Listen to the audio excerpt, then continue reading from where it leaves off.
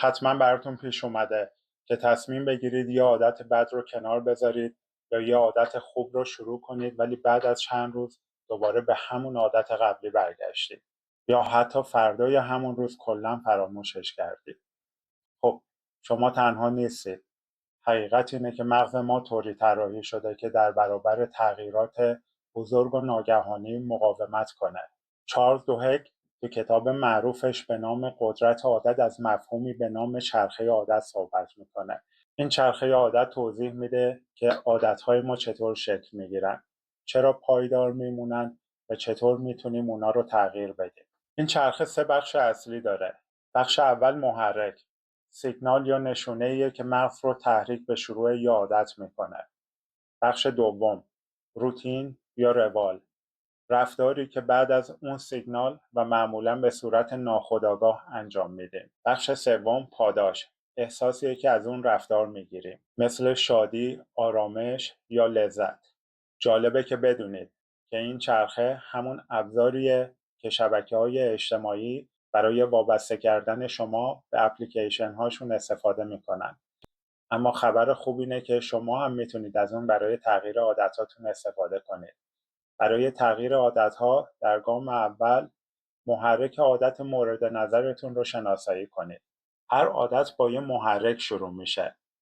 مثلا وقتی استرس دارید ممکنه پرخوری کنید یا وقتی بیکارید گوشه موبایل رو بردارید و وارد شبکه‌های اجتماعی بشید.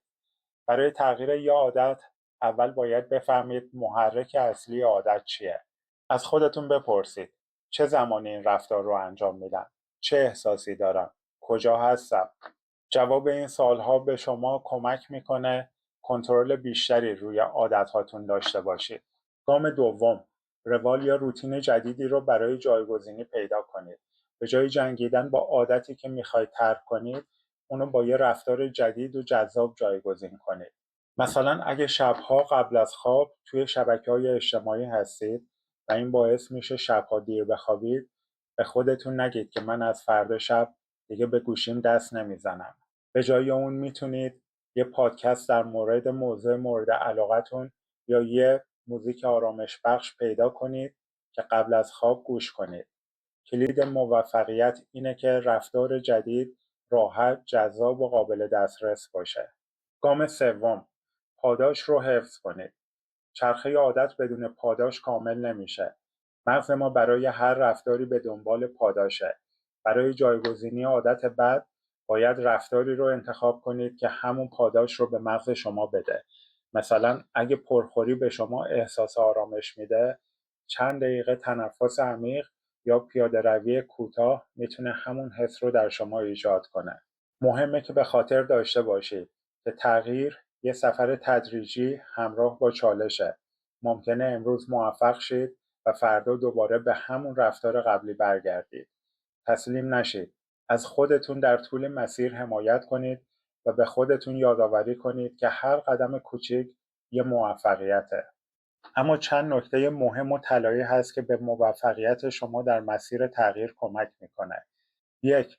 دلایل محکم و کافی برای تغییر داشته باشید. اگه برای تغییر رفتار دلایل قوی و کافی نداشته باشید، احتمالش کمه که عادت جدید شما ماندگار بشه. عادتی رو انتخاب کنید که شما رو به هدف و شخصیت دلخواهتون نزدیکتر میکنه. 2. در هر زمان فقط بر روی یک عادت تمرکز کنید. نیروی اراده انسان محدوده. اگر همزمان روی چند عادت کار کنید، شانس موفقیتتون کاهش پیدا میکنه. 3. از سلامتیتون مراقبت کنید. یکی از مؤثرترین ابزارها برای ساخت عادتهای جدید، حفظ سلامتی و کاهش استرسه.